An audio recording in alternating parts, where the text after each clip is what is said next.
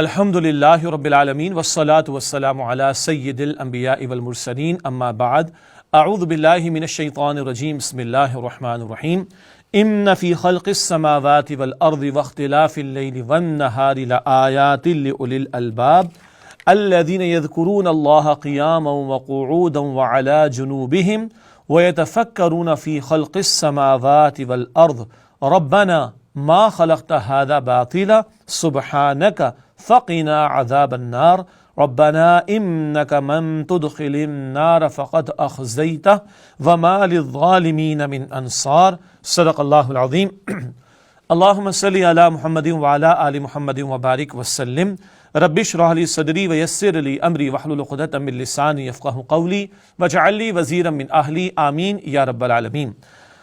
محترم طلباء السلام علیکم ورحمۃ اللہ وبرکاتہ۔ رب العالمین کی توفیق سے اسلامی جمعیت طلباء کے زیر اہتمام انٹرنیشنل اسلامک یونیورسٹی میں ماضی میں کئی مرتبہ سالانہ بنیادوں پر فہم القرآن کلاسز کا اہتمام ہوتا رہا، اور مجھے بھی الحمدللہ کچھ مواقع پر یہاں پر بالفعل حاضری کا موقع ملا اور فہم قرآن کلاسز میں قرآن حکیم کے تعلق سے کچھ گزارشات پیش کرنے کا موقع ملا۔ بہرحال اب کیونکہ وہ کووڈ-19 کی وجہ سے تعلیمی اداروں میں بھی یوں کہیے کہ سرگرمیاں ابھی معطل ہیں، اور اکثر معمولات اکیڈیمکلی یا کارپوریٹ سیکٹر میں بھی یا گلوبل لیول پر بھی وہ آن لائن کی صورت میں جاری اور ساری ہیں۔ چنانچہ الحمدللہ ہمارے اسلامی جمعیت طلباء کے ان ساتھیوں نے کوشش کی کہ اس ٹیکنالوجی کا اور یہ اویلیبل فورم کا فائدہ اٹھایا جائے اور لوگوں تک اللہ سبحانہ وتعالیٰ کے پیغام کو پہنچانے کی کوشش کی جائے۔ اسی تعلق سے فہم القرآن کلاسز میں اس وقت یہ ذمہ داری میرے ذمہ ہے کہ اسلام کا تصور جہاں اس موضوع پر کچھ باتیں میں آپ کے سامنے رکھوں۔ میرے ذہن میں جو باتیں ہیں چند آیات کی روشنی میں آپ کے سامنے رکھوں گا۔ ہم دین اسلام کے ماننے والے ہیں جس کے بارے میں ہمارا ایمان ہے کہ یہ مکمل ضابطۂ حیات ہے جو وحی الہی کی تعلیم پر مبنی ہے، اور جس کی آخری شکل شریعت اسلامی کی بات کر رہا ہوں وہ نبی مکرم صلی اللہ علیہ وسلم کے ذریعے مکمل طور پر ہمیں عطا کر دی گئی۔ دوسری بات یہ کہ جب ہم یہ کہہ رہے ہیں کہ اسلام کا تصور جہاں، تو جہاں کا ایک تصور تو ہے کہ یہ عالم دنیا جس میں ہم جی رہے ہیں، لیکن بہرحال آج انسانی معلومات کا کچھ اضافہ بھی ہو گیا، جس کے نتیجے میں انسان زمین سے آگے بڑھ کر کچھ مریخ تک پہنچا ہے، کچھ اور پلانٹس کو سے دریافت کیا، کچھ اور سائنسی حقائق کے بیانات کا سلسلہ بھی ہر روز شب و روز میں ہمارے سامنے بڑھتا ہوا چلا جا رہا ہے۔ تو اتنا تو انسانی عقل اور علم بھی جو اس کو میسر آیا حواس کے ذریعے، سینسز کے ذریعے، انسان یہاں تک پہنچا کہ اس عالم کے علاوہ بھی کوئی عالم ہے۔ اسلام اس عالم کے بارے میں، جہاں کے بارے میں کیا تصور عطا کرتا ہے، بہت وسیع موضوع ہے۔ البتہ اس کا جو ایک عملی اعتبار سے پہلو ہے، میں اس کو چاہوں گا کہ میری گفتگو میں میرے اور آپ کے سامنے یاد دہانی کے طور پر آ سکے۔ ابتدا میں نے چند آیات آپ کے سامنے تلاوت کی ہیں، کیونکہ فہم القرآن کلاسز ہیں تو بہرحال قرآن کریم ہی کا بیان ہونا چاہیے اور قرآن حکیم کے تابع رکھ کر ہمیں اپنی بات کو بیان کرنا چاہیے۔ میں نے جن آیات کا انتخاب کیا اور جن کی ابھی تلاوت کی گئی، یہ قرآن حکیم میں 4 پارے میں سورہ آل عمران ہے، اور سورہ آل عمران کی آیت نمبر 190، 191 اور 192 یہ آیات میں نے آپ کے سامنے تلاوت کی ہیں۔ سورہ آل عمران آیت نمبر 190، 191 اور 192۔ ویسے تو اس سے اگلی آیات اور یہ آیات وہ قیمتی مقام ہے کہ جس رات یہ آیات نبی اکرم صلی اللہ علیہ وآلہ وسلم پر نازل ہوئیں تو آپ صلی اللہ علیہ وآلہ وسلم زار و قطار رو رہے تھے، زار و قطار پوری رات اللہ کے رسول مکرم صلی اللہ علیہ وسلم رو رہے تھے۔ اس بات سے بھی ان آیات کی اہمیت کا اندازہ کیا جا سکتا ہے۔ اور دوسری بات یہ ہے کہ تہجد کی نماز کے لیے جب نبی اکرم صلی اللہ علیہ وآلہ وسلم بیدار ہوتے تو آپ صلی اللہ علیہ وآلہ وسلم نگاہ آسمان کی طرف اٹھا کر بھی ان آیات کی تلاوت کا اہتمام فرمایا کرتے تھے۔ تو یہ بہت قیمتی آیات ہیں کہ تہجد کے جو معمولات تھے نبی اکرم صلی اللہ علیہ وسلم کے، اس موقع پر بھی آپ صلی اللہ علیہ وآلہ وسلم ان آیات کی تلاوت کا اہتمام فرمایا کرتے تھے۔ ایک اور اہم بات یہ بھی ہے کہ ان آیات میں جو سورہ آل عمران کی یہ آیات زیر مطالعہ ہیں، جن میں سے 3 کا اس وقت میں نے انتخاب کیا ہے، ان آیات کے بارے میں نبی اکرم صلی اللہ علیہ وسلم نے یہ بھی ارشاد فرمایا کہ ویل ہے، تباہی اور ہلاکت اس شخص کے لیے جو ان آیات پر غور و فکر نہ کرتا ہو۔ اللہ اکبر کبیرہ۔ تو غور غور و فکر کا تقاضا ان آیات میں اور اس کا ایک حاصل نکلنا چاہیے وہ بھی میں آپ کے سامنے رکھوں گا۔ اس کی اصل تاثیر تو امام الانبیاء محمد مصطفیٰ صلی اللہ علیہ وسلم نے محسوس فرمائی کہ جب ان آیات کا نزول آپ پر ہوا ہے تو آپ زار و قطار روئے ہیں صلی اللہ علیہ وسلم، اور ہر رات کے نماز تہجد کے معمولات سے قبل بھی ان آیات کی تلاوت کا معمول اللہ کے پیغمبر علیہ الصلاۃ والسلام کی زندگی میں ہمیں دکھائی دیتا ہے، تو مزید ان آیات کی اہمیت ہم پر واضح ہو رہی ہے۔ آئیے پہلے ان آیات کا مطالعہ کریں اور تصور جہاں، اس تصور کے تعلق سے بھی کچھ باتوں کو سمجھیں گے انشاءاللہ تعالی۔ ارشاد ہو رہا ہے سورہ آل عمران آیت نمبر 190 میں 190، ان فی خلق السماوات والارض، بے شک آسمانوں اور زمین کی تخلیق میں، واختلاف اللیل والنہار، اور دن رات کے اس اختلاف میں، بدلتے نظام میں، یعنی رات کا جانا دن کا آنا، دن کا جانا رات کا آنا، واختلاف اللیل والنہار، اور دن رات اور دن کے آنے جانے میں، لآیات لأولی الالباب، عقل مند لوگوں کے لیے یقیناً نشانیاں ہیں۔ آگے ارشاد ہوا الذین یذکرون اللہ قیاما وقعودا وعلی جنوبہم، جو اللہ تعالیٰ کا ذکر کرتے کھڑے ہوتے ہوئے بھی اور بیٹھے ہوئے بھی اور اپنی کروٹوں پر بھی، ویتفکرون فی خلق السماوات والارض، اور وہ آسمانوں اور زمین کی تخلیق میں غور و فکر کرتے ہیں۔ ربنا، کیا نتیجہ نکلتا ہے؟ اے ہمارے رب، ما خلقت ھذا باطلا، تو یہ سب کچھ بیکار پیدا نہیں کیا، سبحانک، اے اللہ تو ہر عیب سے پاک ہے، فقینا عذاب النار، بس اے ہمارے رب ہمیں آگ کے عذاب سے بچا لے۔ ربنا، اے ہمارے رب، انک من تدخل النار فقد اخزیتہ، جس کسی کو تو نے جہنم کی آگ میں داخل کیا بس یقیناً تو نے اس کو رسوا کر ڈالا، وما للظالمین من انصار، اور ظالموں کے لیے کوئی مددگار نہیں ہوگا۔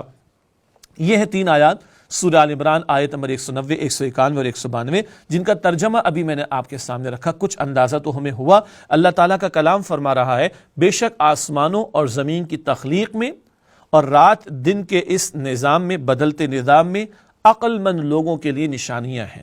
انسان ذی شعور ہستی ہے، اللہ نے اس کو عقل اور فہم اور شعور عطا کیا ہے، اللہ نے اس کو بہترین صلاحیتیں عطا کی ہیں۔ بہت ساری صلاحیتیں جو انسان کو عطا کی گئیں وہ حیوانات اور دیگر جانوروں کے پاس نہیں ہیں۔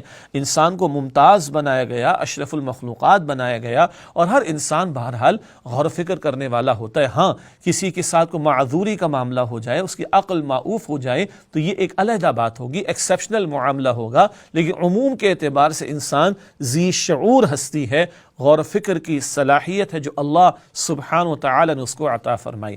آپ اور میں بھی شب و روز کے معمولات میں غور و فکر تو کہیں نہ کہیں کر رہے ہوتے ہیں۔ ایک غور و فکر وہ ہے جو ایک ذی شعور آدمی، غور و فکر کرنے والا انسان اپنے آپ کے بارے میں، اس زمین و آسمان کے بارے میں کرتا ہے۔ ہر انسان سوچنے سمجھنے والا اپنے بارے میں، اس کائنات کے بارے میں ضرور غور و فکر کرتا ہے۔ فلسفے کے میدان کا بھی اصل مسئلہ کیا ہے؟ 3 باتوں پر غور و فکر۔ میں ہوں کون؟ مجھے کس نے بنایا؟ اور یہ کائنات کس نے بنائی اور کیوں بنائی؟ خالق کے بارے میں، مخلوق میں سے اس کائنات کے بارے میں، اور خود حضرت انسان کے بارے میں۔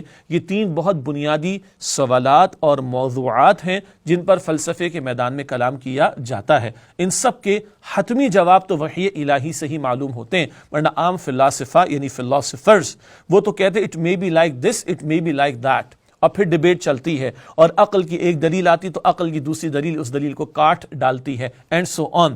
اللہ تعالیٰ کا کلام بڑے فطری انداز میں انسان کو متوجہ کرتا ہے کہ تمہارے اپنے اندر بھی اس خالق کائنات جس نے اس کائنات کو بنایا اس کی معرفت کی نشانیاں موجود ہیں، اور اس کتاب کائنات پر غور و فکر کرو گے تو ایک نتیجے پر تم پہنچو گے کہ یہ نظام از خود وجود میں نہیں آیا، کوئی تو ہے جو نظام ہستی چلا رہا ہے، وہی خدا ہے۔ آیت کریمہ بتا رہی ہے کہ بے شک آسمانوں اور زمین کی تخلیق میں اور رات دن کے بدلتے اس عمل اور نظام میں یقیناً عقل مند لوگوں کے لیے نشانیاں ہیں۔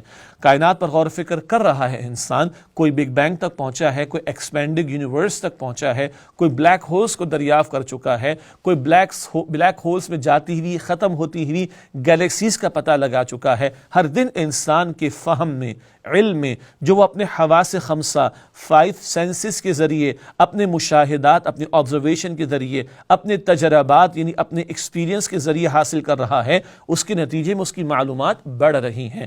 اور ہم اور آپ عام ماحول کے اعتبار سے، معمولات کے اعتبار سے کلام کریں تو اگر آپ کے میرے سامنے کیمرہ لگا ہوا ہے، آپ اس وقت اسمارٹ فون کی اسکرین پر، لیپ ٹاپ کی اسکرین پر مجھے دیکھ رہے ہیں، اگر کوئی مجھے اور آپ کو یہ کہے یہ جو کیمرہ لگا ہوا ہے، یہ جو اسکرین لگی ہوئی ہے، جو آپ کے ہاتھ میں پین موجود ہے، یا آپ کے سامنے کتاب موجود ہے، یا آپ کے سامنے ٹیبل موجود ہے، یا آپ کے سامنے کرسی موجود ہے، یہ سب خود بخود بن گیا ہے۔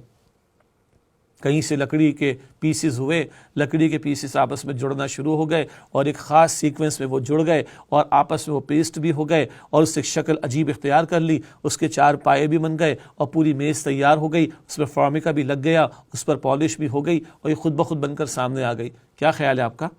اگر یہ کوئی مجھے اور آپ کو کہے تو اس کی دماغی کیفیت پر مجھے اور آپ کو ہے نا کوشچن مارک آ جائے گا نا؟ سمپل سی بات ہے۔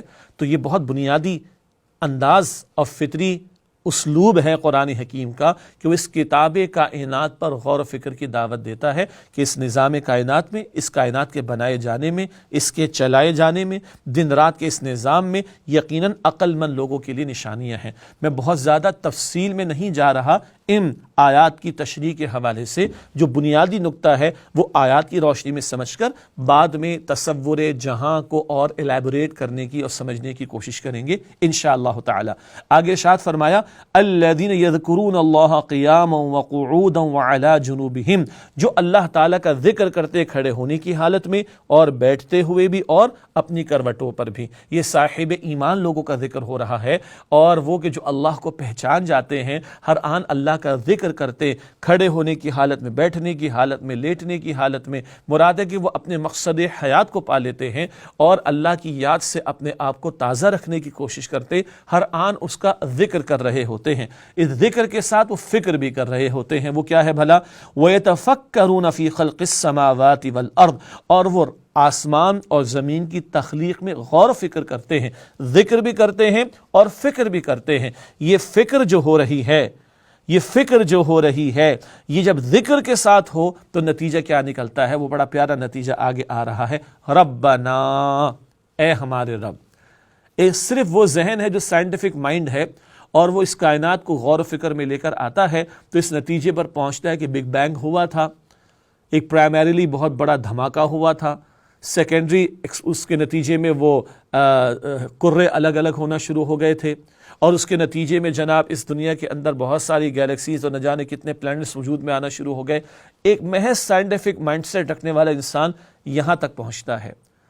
ایمان کی دولت، وحی کی تعلیم، پیغمبر کی دعوت اس تعلق سے کہاں تک بندے کو لے کر جاتی ہے کہ یہ سب ہوا نہیں، کسی نے کیا ہے۔ یہ کائنات بنی نہیں، خود بخود کسی نے بنائی ہے۔ یہ کائنات کا نظام خود بخود نہیں چل رہا، کوئی چلا رہا ہے۔ یہ فرق ہے صاحب ایمان کے غور و فکر میں، یا وہ جو سلیم الفطرت انسان ہو، جس کی فطرت میں خالق کا بنیادی تعارف پرائمریلی پوٹینشلی موجود ہے، اور خارج سے جس تک پیغمبر کی دعوت پہنچتی ہے، ایکسٹرنلی پیغمبر کی دعوت اس کے سامنے آتی ہے تو اندر کی بات کی وضاحت باہر سے ہو رہی ہے اور اس کے نتیجے میں وہ ایمان کی دولت پا لیتا ہے۔ اب اس کو اس پوری کائنات میں خود اپنی ذات میں ایک مقصدیت نظر آتی ہے، ایک پرپز نظر آتا ہے، وہ ہے جو اگلے حصے میں آیت کے بیان ہو رہا ہے۔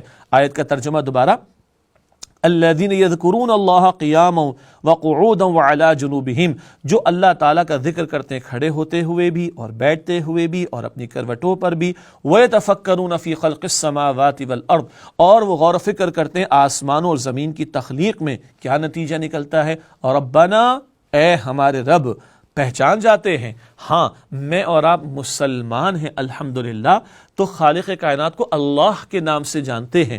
کوئی اگر ابھی حق کی تلاش میں ہو، سلیم الفطرت انسان ہو، وہ کسی دائیں بائیں کے تعصب میں یا باعث ہونے میں مبتلا نہ ہو جائے، فکر سلامت ہے، فطرت سلامت ہے، غور و فکر کر رہا ہے، تو جیسے وہ ایک گلاس کے بارے میں تسلیم نہیں کر سکتا کہ خود بخود بن گیا ہوگا، ایک ٹیبل کے بارے میں تسلیم نہیں کر سکتا خود بخود بن گئی ہوگی، ایک اسکرین کے بارے میں تصور نہیں کر سکتا خود بخود بن گئی ہوگی، ایک کیمرے کے بارے میں نہیں مان سکتا کہ خود بخود بن گیا ہوگا، تو اندر کی فطرت اگر سلامت ہے تو پہنچے گا اس سطح پر ضرور، کوئی تو ہے جو نظام ہستی چلا رہا ہے، کوئی ہے جس نے اس کائنات کو بنایا، یہ سارا پرفیکٹ ڈیزائن، یہ اس کائنات کے اندر اسموتھ فنکشن، اس کائنات کے اندر جو گہرائی اور گیرائی ہے اور جو ڈیپتھ ہے اور جو اس میں ورائٹی ہے، اللہ اکبر کبیرہ، یہ آپ سے آپ نہیں ہو سکتا۔ پہنچے گا وہ بھی جو ابھی اللہ کو اللہ کے نام سے نہیں جانتا، پہنچے گا وہ بھی کہاں ہے کوئی خالق اس کائنات کا، ربنا، اے ہمارے رب، ما خلقت ھذا باطلا، تو نے یہ سب کچھ بیکار پیدا نہیں کیا۔ یہ کائنات جو ہے، اس کا پرفیکٹ ڈیزائن، اس کی اسموتھ فنکشننگ، اس میں ایک ایک شے بالکل موزوں اور فیزیبل دکھائی دیتی ہے، یہ بیکار نہیں ہے، یہ بڑا پرفیکٹ ڈیزائن ہے جو اللہ سبحانہ و تعالیٰ نے بنایا، بڑی اس کے اندر آرگنائزیشن ہمیں نظر آتی ہے۔ سورۃ الملک میں قرآن کہتا ہے نا کہ ما ترى في خلق الرحمن من تفاوت فارجع البصر هل ترى من فطور ثم ارجع البصر كرتين ينقلب اليك البصر خاسئا وهو حسير، تم رحمان کی تخلیق کے اندر کوئی رخنا، کوئی فلا، کوئی ڈیفیکٹ نہیں دیکھو گے، اپنی نگاہ اٹھا کر دیکھو، تمہاری نگاہ تھک کر واپس آ جائے گی، پھر تم اپنی نگاہ اٹھا کر دیکھو، تھک ہار کر لوٹ آئے گی، تھکی ماندی آ جائے گی تمہاری نگاہ، خالق کائنات کی اس کائنات کے اندر کوئی رخنا تمہیں نظر نہیں آئے گا۔ تو یہ کریشن ہے خالق کائنات کی، یہ کائنات، یہ تخلیق اللہ کی، اسموتھ فنکشننگ ہے، پرفیکٹ ڈیزائن ہے، کوئی رخنا اس میں نہیں ہے، ہر شے بڑی اسموتھ فنکشن کر رہی ہے، ہر شے بالکل موزوں اور فیزیبل نظر آتی ہے۔ ہاں ایک سوال ذہن میں آ سکتا ہے تو اس کا جواب بھی لگے ہاتھوں کہ اس زمین پر تو بڑا فساد ہے، اس زمین پر تو بڑا انتشار ہے، اس زمین پر تو بڑا کیوس ہے، اس زمین پر تو بڑی نفسا نفسی بھی ہے، اس زمین پر تو بڑا خود غرضی کا معاملہ بھی ہے، قتل و غارت گری بھی ہے، ظلم و ستم بھی ہے، بالکل ہے۔ اور اس کی ایک وجہ یہ ہے کہ اس زمین پر بسنے والوں کو، انسانوں کو اللہ تعالیٰ نے اختیار دیا ہے، اما شاکرا و اما کفورا۔ سورۃ الدہر 29 سپارے کی سیکنڈ لاسٹ سورہ، اس کے شروع میں ہے کہ اللہ تعالیٰ نے انسان کو ہدایت کا راستہ دکھا دیا، چاہے شکر گزار بنے چاہے ناشکرہ بنے، انسانوں کو اختیار دیا شر کا اور خیر کا، اور امتحان کے طور پر بھیجا۔ یہ بات آگے مجھے عرض کرنی انشاءاللہ تعالیٰ۔ تو یہاں پر جو اختیار غلط استعمال کرتے ہیں وہ ظلم و ستم بھی کرتے ہیں، قتل و غارت گری بھی کرتے ہیں، اور وہ کیوس بھی پیدا کرتے ہیں، انتشار بھی پیدا کرتے ہیں۔ اس میں کیا حکمت اور مقصدیت ہے وہ بعد میں ذکر آئے گا۔ باقی کائنات کے اندر یہ جو ہمارا سولر سسٹم ہے، اس کا سورج صحیح ٹائم پر نکلتا ہے، صحیح ٹائم پر غروب ہوتا ہے، صحیح جگہ سے نکلتا ہے، دوسری جگہ صحیح جگہ غروب ہوتا ہے۔ قیامت برپا ہوگی، نظام کو اللہ ختم کر دے گا، وہ مغرب سے غروب ہونا شروع، وہ مغرب سے طلوع ہونا شروع ہو جائے گا، ورنہ لیس دین دیٹ اس کائنات کے اندر انتشار نہیں۔ کیوں؟ ہر شے اللہ کی مطیع ہے، ہر شے اللہ کی اوبیڈینٹ ہے، ہر شے اللہ کی فرما بردار ہے، ہر شے اللہ کی مسلم ہے۔ سبحان اللہ۔ یہ سورج چاند ستارے، یہ ہمارا سولر سسٹم، یہ ہماری گیلیکسی اور بہت ساری اور گیلیکسیز اور ان کے سولر سسٹمز، ان سب کی جو موومنٹ ہے اللہ تعالیٰ نے پرفیکٹ بنائی ہے۔ سبحان اللہ۔ قرآن کہتا ہے کل فی فلک یسبحون، ہر ایک اپنے مدار کے اندر، اپنے آربٹ کے اندر موو کر رہا ہے، اور اس موومنٹ میں، حرکت میں کوئی رخنا، کوئی فلا نہیں، جیسے کہ سورۃ الملک کا ذکر پہلے آ گیا۔ بس زمین پر انتشار کیوں ہے؟ کبھی یہاں کوئی خدائی کا دعویٰ کر بیٹھتا ہے فرعون، کبھی نمرود بن جاتا ہے خدائی کا دعویٰ کرنے والا بادشاہ، کبھی شداد اپنی سی جنت بنانے کی کوششیں کرنا شروع کر دیتا ہے۔ تو یہ کیوس اس وجہ سے ہے کہ اللہ تعالیٰ کے دیے ہوئے اختیار کو مس یوز کر رہا ہے انسان، تو زمین پر یہ کیوس، انتشار، یہ بربادی نظر آ رہی ہوتی ہے۔ ادروائز اس کائنات کے اندر ہر شے اللہ کی مسلم، اللہ کی فرما بردار، اللہ کی اوبیڈینٹ ہے، اس سے یہاں پر کوئی رخنا، کوئی فلا ہمیں نظر نہیں آتا۔ بات کیا چل رہی تھی؟ نتیجہ کیا نکلتا ہے؟ سلیم الفطرت انسان ہوگا، غور و فکر کرنے والا ہوگا، فطرت اس کی سلامت ہوگی، پرورٹڈ نہیں ہوگی، وہ تعصبات کا شکار نہیں ہوگا۔ وہ باعث اگر نہ ہو تو اندر سے پکار آتی ہے کہ گلاس خود بخود نہیں بن سکتا، اسکرین خود بخود نہیں بن سکتی، کیمرہ خود بخود نہیں بن سکتا، ٹیبل خود بخود نہیں بن سکتی۔ تو یہ کائنات آپ سے آپ وجود میں نہیں آئی، کوئی ہے جس نے بنایا، پرفیکٹ بنایا، اس معنی میں کہ بڑی اسموتھ فنکشننگ ہے اور بامقصد بنایا ہے۔ چنانچہ کیا الفاظ آئے؟ ربنا، اے ہمارے رب، ما خلقت ھذا باطلا، تو نے یہ سب بیکار پیدا نہیں کیا، سبحانک، اللہ اکبر، بڑے پیارے الفاظ۔ اللہ تو پاک ہے اس سے۔ اللہ پاک ہے کا مطلب کیا ہے؟ اللہ کا پاک ہونا مراد اللہ ہر عیب سے، ہر کمی سے، غلطی سے، ضرورت سے، حاجت سے، زوال سے، نقصان سے پاک ہے۔ سبحان اللہ، اللہ پاک ہے ہر عیب سے، کمی سے اور غلطی سے اور حاجت سے اور ضرورت سے اور زوال سے اور نقصان سے پاک ہے۔ سبحانک، اے اللہ تو پاک ہے۔ یہاں پر مراد کیا ہے؟ اے اللہ تو اس بات سے بالا تر ہے کہ تو بیکار کوئی شے پیدا کرے، خالق کائنات ہے تو اس نے کائنات بیکار نہیں بنائی ہے، بامقصد بنائی ہے۔ اس کائنات میں مقصدیت نظر آتی ہے، یہ سورج کا نکلنا اور غروب ہونا، یہ موسم کا تغیر، یہ دن رات کا نظام اینڈ سو آن، اس سب کچھ کے اندر ایک مقصدیت ہے اور وہ پرپسفل بنائے گئے ہیں۔ سبحانک، اے اللہ تو اس بات سے پاک ہے کہ بیکار کسی شے کو پیدا کرے۔ فقنا عذاب النار، پس ہمیں آگ کے عذاب سے بچا لے۔ بہت گہری بات ہے، بڑا قیمتی نکتہ ہے۔ ہر شے بامقصد ہے تو کیا انسان بے مقصد پیدا کیا گیا ہوگا؟ جبکہ اللہ کا کلام یہاں تک کہتا ہے سورۃ الجاثیہ کی آیت نمبر 13 میں وَسَخَّرَ لَكُم مَّا فِي السَّمَاوَاتِ وَمَا فِي الْأَرْضِ جَمِيعًا مِّنْ، آسمانوں میں اور زمین میں جو کچھ بھی ہے اللہ نے تمہارے لیے مسخر کر دیا، تمہاری خدمت پر لگا دیا۔ کچھ چیزیں اپیرنٹلی بظاہر ہمارے اختیار میں آ جاتی ہیں، جانوروں پر اختیار آ گیا، سواری کر لی، اب اور چیزیں ہم نے بنا لی، لیکن کچھ چیزیں ڈائریکٹلی ہمارے کنٹرول میں نہیں دی گئیں، مگر ان کا فنکشن اللہ نے ایسا بنایا کہ وہ ہماری خدمت پر مأمور کر دی گئیں۔ سورج کی روشنی سے ہمیں فائدہ ہے، انسانوں کو فائدہ ہے، انسانوں کے لیے بہت سارے اس میں فوائد موجود ہیں، لیکن ہم سورج کو کوئی فائدہ تو نہیں دے سکتے۔ سورج کا کنٹرول ہمارے ہاتھ میں نہیں دیا گیا، لیکن اس کا فنکشن اللہ تعالیٰ نے ایسے رکھا کہ وہ ہمارے لیے فوائد کا باعث بنتا چلا جا رہا ہے اور چلا جائے گا انشاءاللہ تعالی جب تک اللہ تعالیٰ کا حکم ہوگا۔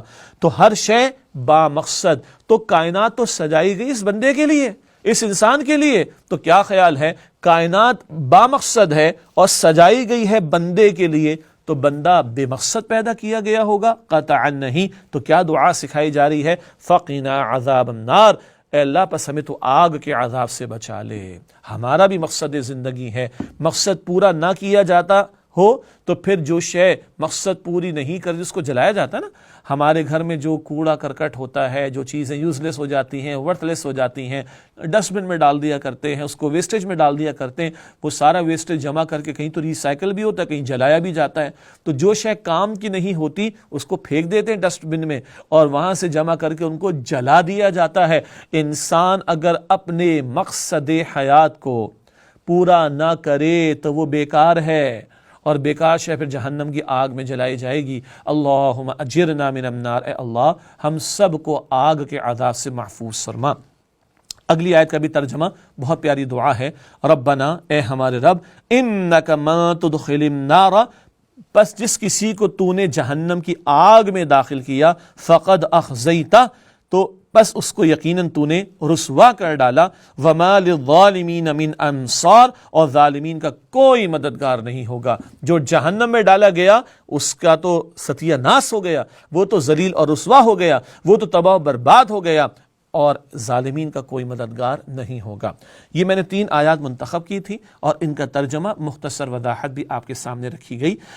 ہمارا آج موضوع ہے اسلام کا تصور جہاں۔ تو یہ جہاں جو نظر آ رہا ہے ظاہر کے اعتبار سے، یہ آسمان کی چھت، یہ زمین، یہ پہاڑ اینڈ سو آن، اور اگر اب تو گوگل میپ آپ کو مجھے ٹریولنگ ہسٹری بھی دے دیتا ہے نا، تو ہم میں سے بہت سے لوگوں کی ٹریولنگ جو زیادہ ہوتی ہے تو 1.5 ٹائم اراؤنڈ دا گلوب آپ نے ٹریول کر لیا، تو وہ گلوب کا اندازہ ہو گیا، تبھی تو گوگل میپ والا بھی کیلکولیٹ کر کے بتا رہے نا کہ 78,000 مائلز اگر آپ نے جو ہے وہ ٹریولنگ کر لیے تو 1.5 پلس سم تھنگ جو ہے وہ آپ نے گلوب کے دائیں بائیں جو ہے وہ پورا سرکل پورا کر لیا 1.5 ٹائم۔ اللہ اکبر کبیرہ، یہاں تک ہم پہنچ چکے ہیں نا۔ تو سوال یہ کہ کیا یہی جہاں سب کچھ ہے؟ نہ، آپ کا میرا ایمان شروع کہاں سے ہوتا ہے؟ وہ سین، SEEN، وہ سین سے شروع نہیں ہوتا، وہ ان سین سے شروع ہوتا ہے، UNSEEN۔ الف لام میم ذالک الکتاب لا ریب فیہ ھدی للمتقین، الذین یؤمنون بالغیب، قرآن متقین کے لیے ہدایت ہے، اور متقین کی پہلی صفت کیا بیان ہوئی؟ وہ ان سین پر بلیو رکھتے ہیں۔ یہ کائنات یہ اتنی چھوٹی سی نہیں جس کو ہم دنیا کا عالم کہتے ہیں، اللہ تو رب العالمین ہے۔ اہل علم نے بیان فرمایا نا، عالم انس بھی ہے، انسانوں کا عالم، عالم جن بھی ہے، جنات کا عالم، عالم ملائکہ بھی ہے، فرشتوں کا عالم، عالم برزخ بھی ہے، دنیا اور آخرت کا درمیانی حصہ، اسی طرح عالم چرند بھی ہوگا، عالم پرند بھی ہوگا، نہ جانے کیا کچھ ہوگا، اور ایک at the end of the day everlasting عالم آخرت بھی ہے۔ وہ اصل ہے زندگی جو اس دنیا کے ورے ہے، یہ ایک جہاں ہے، نو ڈاؤٹ اباؤٹ دیٹ، یہ دنیا ایک ریالٹی ہے، کوئی شک نہیں ہے، لیکن یہ الٹیمیٹ ریالٹی نہیں ہے۔ ہمارا آپ کا ایمان ہے۔ قرآن 3 مرتبہ فرماتا ہے وَمَا الْحَيَاةُ الدُّنْيَا إِلَّا مَتَاعُ الْغُرُورِ، یہ دنیا کی زندگی تو دھوکے کا سامان ہے۔ آج تم اس کو سمجھ رہے سب کچھ ہے، یہ سب کچھ نہیں ہے، بلکہ یہ اصل کے مقابلے میں کچھ بھی نہیں ہے۔ كُلُّ مَنْ عَلَيْهَا فَانٍ وَيَبْقَىٰ وَجْهُ رَبِّكَ ذُو الْجَلَالِ وَالْإِكْرَامِ، سورہ رحمان کے الفاظ سب کو یاد ہوں گے، جو کوئی زمین پر ہے وہ فنا ہو جائے گا، اور باقی رہنے والی ذات تو آپ کے رب ذو الجلال والإکرام کی ہے۔ اور یہ دنیا کیا ہے؟ یہ دنیا عارضی ٹھکانہ،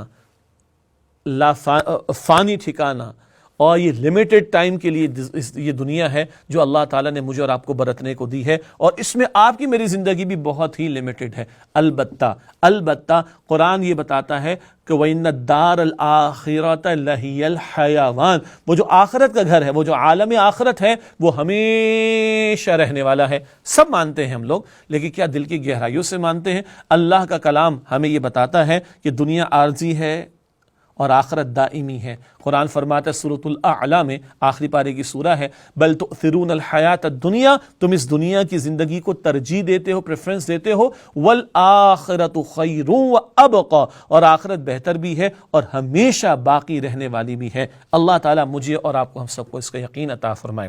ہاں، یہ عالم جو اللہ نے بنایا، قرآن کہتا ہے اس کو سجایا گیا ہے اور امتحان کے لیے سجایا گیا ہے۔ اللہ تعالیٰ سورۃ الکہف میں فرماتا ہے انا جعلنا ما علی الارض زینۃ لہا لنبلوہم ایہم احسن عملا، اللہ فرماتے ہیں زمین پہ جو کچھ ہم نے سجایا ہے، اٹریکشن تو ہے نو ڈاؤٹ، اور وہ اٹریکشن کھینچتی ہے، اور آج یہ دجل، دھوکہ فریب بہت زیادہ نمایاں اور چمک دمک کے ساتھ ہم پر حملہ آور ہے۔ اللہ بھی کہتا ہے انا جعلنا ما علی الارض زینۃ لہا لنبلوہم ایہم احسن عملا، زمین پر جو کچھ بھی ہے ہم نے اسے سجایا ہے اور اس کو اٹریکٹیو بنایا ہے، لیکن کس مقصد کے لیے؟ تاکہ ہم ان کا امتحان لیں کہ ان میں سے عمل کے اعتبار سے بہترین کون ہے۔ اور اسی زمین کی زندگی جو اس عالم دنیا میں ہم گزار رہے ہیں، اس کے بارے میں بھی قرآن کہتا ہے کہ امتحان ہے۔ سورۃ الملک کی آیت نمبر 2 ہے الذی خلق الموت والحیات لیبلوکم ایکم احسن عملا، اللہ نے موت اور حیات کا سلسلہ اس لیے قائم فرمایا کہ اللہ تعالیٰ اس بات کو دیکھے کہ تم میں سے، اور امتحان لے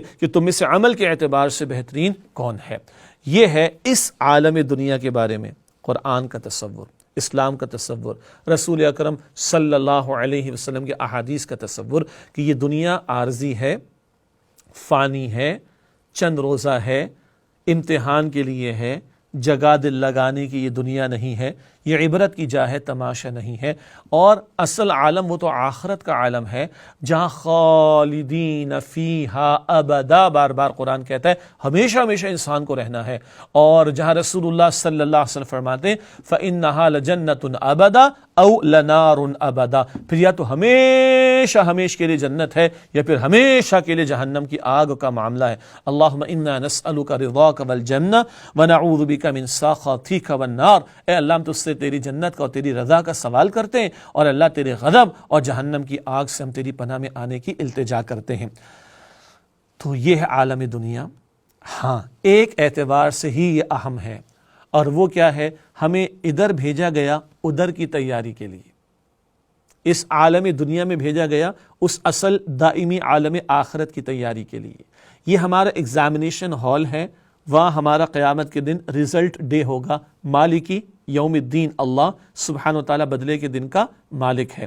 تو آج جو میں پرفارم کر رہا ہوں، اسی پرفارمنس کی بیسس پر قیامت کے دن میرا رزلٹ اناؤنس ہونا ہے۔ ہمیں سے اکثر لوگ جو مجھے دیکھ رہے ہیں وہ اسٹوڈنٹس ہی ہیں نا، ہمارے یہاں بھی کانوکیشنز ہوتے ہیں، ہمارے بھی رزلٹ ڈے ہوتا ہے، اسکول لائف میں رزلٹ ڈے ہوا کرتا تھا، پھر کبھی یونیورسٹی ہوتی تو کانوکیشن ہوا کرتا ہے، ماں باپ بھی کبھی رزلٹ ڈے کے دن ہوتے ہیں، اور بچے جب اسٹیج پر آتے تو ماں باپ کتنا خوش ہوتے ہیں، بچہ بھی کتنا خوش ہوتا ہے۔ تو شیکسپیئر نے بھی کہا تھا this world is an stage, یہ دنیا بھی ایک اسٹیج ہے and everyone has to perform اور ہر اور ہز رول، ہر ایک کو اپنا رول ادا کرنا ہے.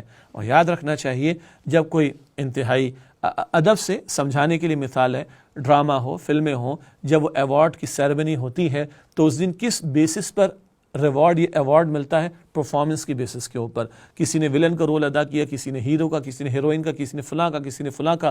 اصل تو پرفارمنس کی بیسس کے اوپر کل جو ہے وہ رزلٹ دیا جاتا ہے. ہمارے ایک بزرگ نے بڑے پیارے انداز سے سمجھایا، جب ایک ڈرامہ اس کی شوٹنگ شروع ہوتی ہے تو ڈائریکٹر اسکرپٹ بھی لکھواتا ہے، لوکیشن بھی بتاتا ہے، اور باقی ساری ٹیم کو بھی انگیج کرتا ہے. کچھ لوگوں کو انگیج کرتا ہے ایز ایکٹرز یا ایکٹریسز، اور کسی کو کہتا ہے تم نے ہیروئن کا رول ادا کرنا ہے، تم نے فلاں کا رول ادا کرنا ہے، تم نے فلاں کا رول ادا کرنا ہے. کسی کو بادشاہ کا رول دیتا ہے، کسی کو جو ہے وہ دربان کا رول دیتا ہے، کپڑے بھی سلوا کے دیتا ہے. ایسے ہی ہے نا.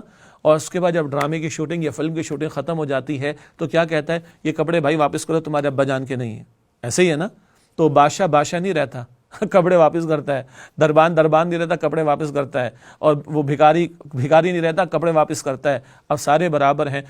جب سیریمنی ایوارڈ آتا ہے، ایوارڈ سیریمنی آتی ہے، معاف کیجیے گا، تو اس وقت کیا ہوتا ہے جی؟ پرفارمنس کس نے کیسی دی؟ ہو سکتا ہے جو بھکاری کے روپ میں تھا اس نے بہترین پرفارمنس دی ہو، دربان جو تھا اس نے بہترین پرفارمنس دی ہو، میں بھی بادشاہ نے بڑی بہترین پرفارمنس دی ہو. پرفارمنس کے بیسس کے اوپر ہمیں اس دن دیکھنے کو ملتا ہے کہ ایوارڈز لوگوں کو دیے جاتے ہیں. جتنا ہم لوگوں کو میں اسٹوڈنٹ اب بھی ہوں، رہا بھی ہوں اور اب ٹیچر بھی ہوں، ٹھیک ہے جی، جتنا مجھے اور آپ لوگوں کو اندازہ ہے، سبھی کو اندازہ ہے، ہر ایک بندہ اسٹوڈنٹ تو رہتا ہی ہے نا الحمدللہ. کل قیامت کا دن ہوگا اور ادھر کی پرفارمنس کی بیسس پر ادھر ریزلٹس دیے جا رہے ہوں گے. فَمَن يَعْمَلْ مِثْقَالَ ذَرَّةٍ خَيْرًا يَرَهُ وَمَن يَعْمَلْ مِثْقَالَ ذَرَّةٍ شَرًّا يَرَهُ. ذرہ برابر بھلائی انسان دیکھ لے گا، ذرہ برابر برائی انسان وہاں پر دیکھ لے گا. اس سے کلیئر؟ اور ہر شے پیش ہونی، اندر کی نیتیں بھی، زبان کے اقوال بھی اور اعمال بھی. اعمال تو آگے، اقوال بھی سنیں. ما يلفظ من قول الا لديه رقیب عتید.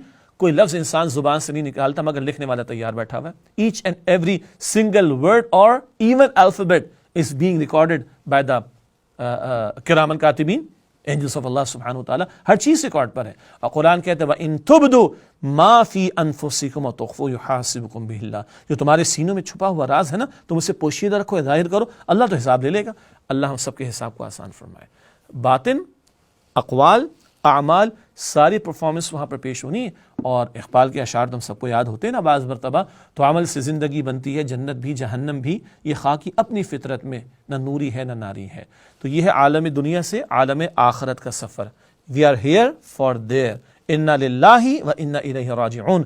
ہر انتقال کی خبر کو سن کر ہم پڑھتے ہیں بے شک ہم بھی اللہ کے ہیں اور ہمیں لوٹ کر اللہ سبحانہ و تعالیٰ کی طرف جانا ہے. بہت بڑا سوال ہے، کیا میں اور آپ مرنے کو تیار ہیں؟ Right now. ہم نے بچوں کو بھی دفنایا، جنازے پڑھائے ہیں، ان کے پڑھے بھی ہیں. جوانوں کو بھی دفنایا ہے اور ان کے بھی جنازے پڑھائے بھی ہیں، پڑھے بھی ہیں. بوڑھوں کو بھی دفنایا، ان کے بھی جنازے پڑھائے اور پڑھے بھی ہیں.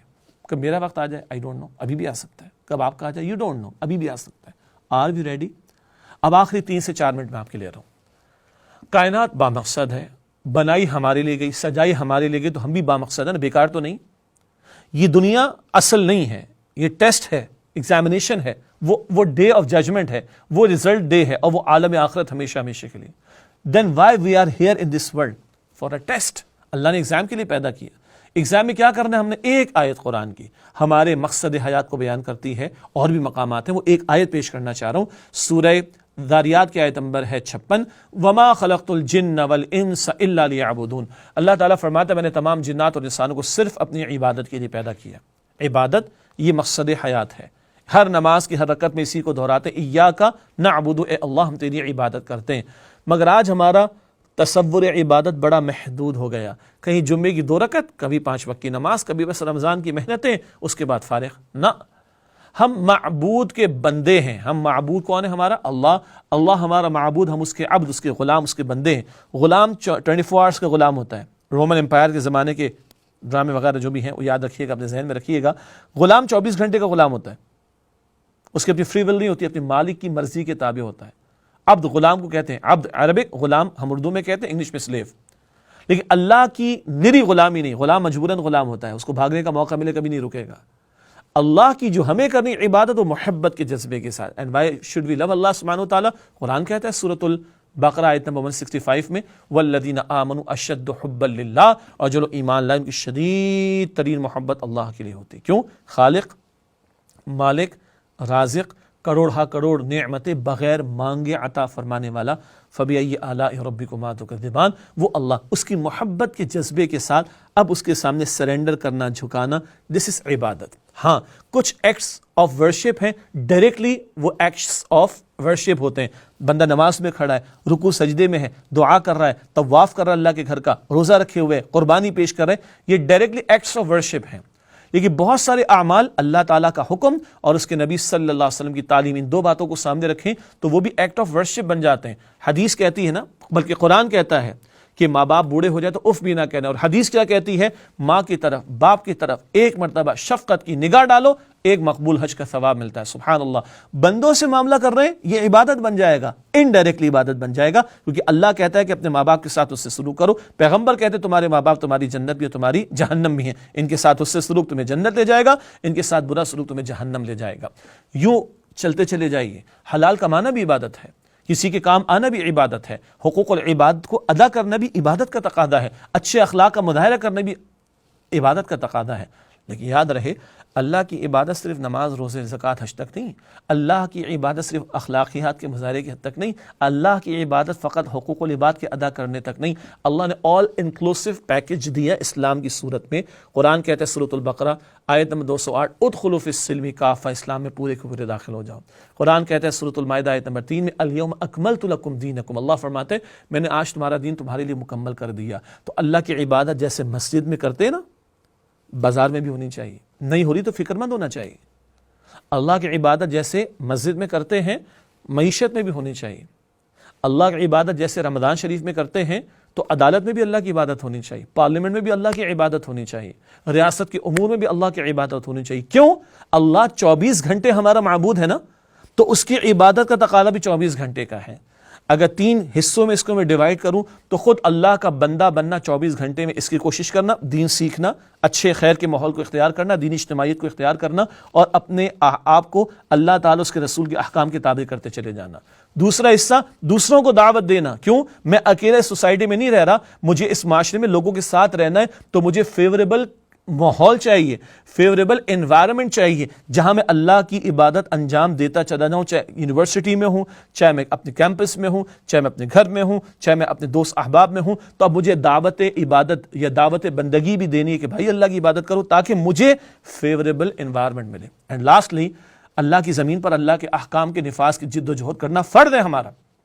قرآن کہتے ہیں سورہ شورى کی آیت نمبر 13 میں اقیم الدین ولا تتفرقوا فی، دین کو قائم کرو، اس بارے میں تفرقے میں مبتلا نہ ہو جاؤ. تو اب میں اللہ کے احکام کے نفاذ کی جد و جہد کروں تاکہ میری عبادت مکمل ہو.